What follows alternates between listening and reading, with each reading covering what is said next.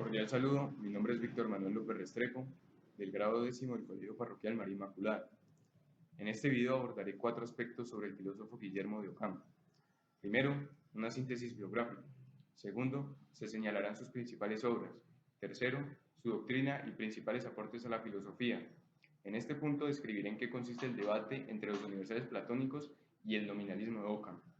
Finalmente, por medio de un ejemplo contextualizado en una hipotética situación de nuestro colegio, explicaré en qué consiste la navaja de Ockham o principio de economía. Primero, síntesis biográfica.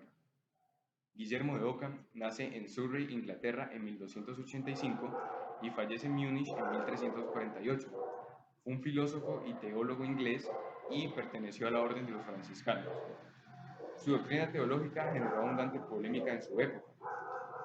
Sus comentarios a las sentencias de Pedro Lombardo suscitaron el rechazo de varios teólogos de la Universidad de Oxford, misma universidad donde fue profesor. El Papa Juan XXII le llamó en 1324 a Aviñón, donde se abrió un proceso contra él. Sin embargo, fue su postura en el debate sobre la pobreza, abierto por la orden franciscana, lo que provocó que finalmente fuera excomulgado en el año 1328, mismo año en que se une a la orden franciscana. A partir de este momento, su situación se complicó todavía más al tomar partido por el emperador Luis de Baviera, en el enfrentamiento entre este y el Papa, a quien Ockham llegó a tratar de herético tras estudiar ciertas afirmaciones teológicas suyas. La muerte de Juan XXII tampoco significó su reconciliación con la Iglesia. Guillermo de Ockham es conocido sobre todo por ser el fundador del nominalismo, que es una postura filosófica que niega la existencia real de los universales, es decir, términos abstractos que se aplican a más de un particular. De ahí proviene su famosa exigencia de no multiplicar innecesariamente los objetos, conocida como la navaja de Ockham, que profundizaremos más adelante. Su insistencia en el empirismo le llevó a afirmar que las verdades de fe no son demostrables, ni siquiera la existencia de Dios, y son por tanto una pura cuestión de fe. Segundo, principales obras. Este filósofo tiene una vasta obra que ha sido publicada en una edición crítica latina en 17 tomos correspondientes a 2 series. Se divide entre obras teológicas y obras filosóficas.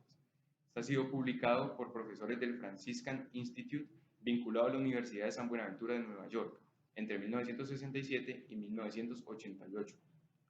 Claro está que su obra, además de ser teológica y filosófica, fue política, en donde se destacan más de 12 obras, las cuales incluyen el género epistolar.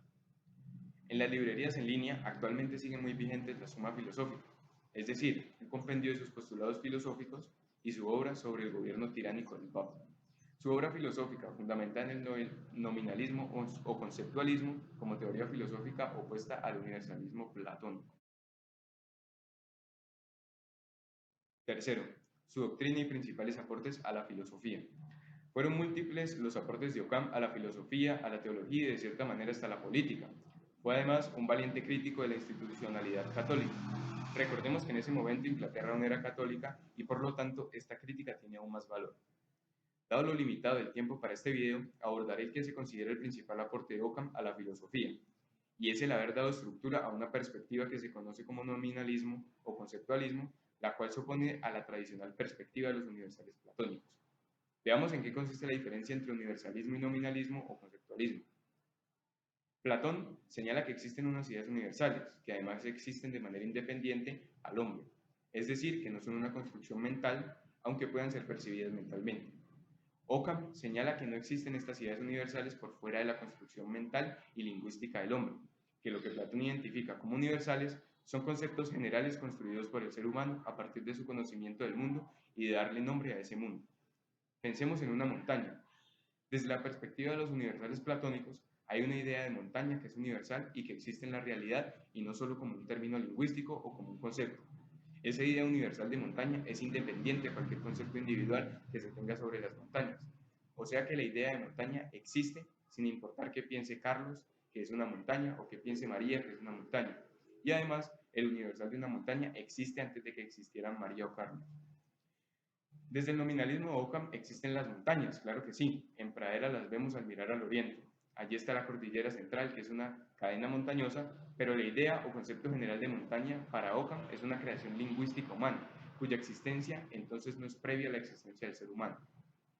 O sea que las montañas existen en la realidad, pero en la realidad no hay una idea universal de montaña. Lo que existen son acuerdos lingüísticos conceptuales para referirse a realidades percibidas individualmente. Por ejemplo, Carlos vio una montaña, María vio otra montaña, Joaquín vio otra montaña o la misma montaña y decían que una montaña es una gran elevación sobre el terreno. Esa decisión ha sido futuro de una construcción que combina lo que de niños les dijeron que era una montaña, lo que ven cuando alguien dice, mira esa montaña, las definiciones que han leído sobre el término montaña, y de esta manera cada uno de ellos podría dar el concepto de montaña, pero el concepto fue creado por ellos, no había un universal de montaña que existiera previo a la conceptualización humana. Sobra decir que lo que para alguien es montaña, para otro puede ser una colina. La navaja de Ockham o principio de economía plantea lo siguiente. Entre dos teorías en igualdad de condiciones que tienen las mismas consecuencias, la explicación más sencilla suele ser la correcta. Esto no implica que la navaja de Ockham sea un procedimiento infalible, es solo una metodología que se debe apoyar también en las evidencias que aporte cada teoría. Si un fenómeno puede explicarse sin suponer entidad hipotética alguna, no hay motivo para suponerlo. Es decir, siempre debe optarse por una explicación en términos del menor número posible de causas, factores o variables. Esto no implica que la navaja de Ockham sea un procedimiento infalible, es solo una metodología que se debe apoyar también en las evidencias que aporte. Lo anterior ya había sido formulado de alguna manera por los griegos clásicos, pero no Ockham, quien lo retoma con gran fuerza dentro de un contexto religioso, por cuanto el mismo Kant era un fraile que se encuentra filosofando durante la Baja Edad Media. Para ilustrar lo que plantea este principio, veamos el siguiente ejemplo. Claro está que el ejemplo lleva al extremo el principio, pero permítanme esa licencia en aras de explicarlo más didácticamente.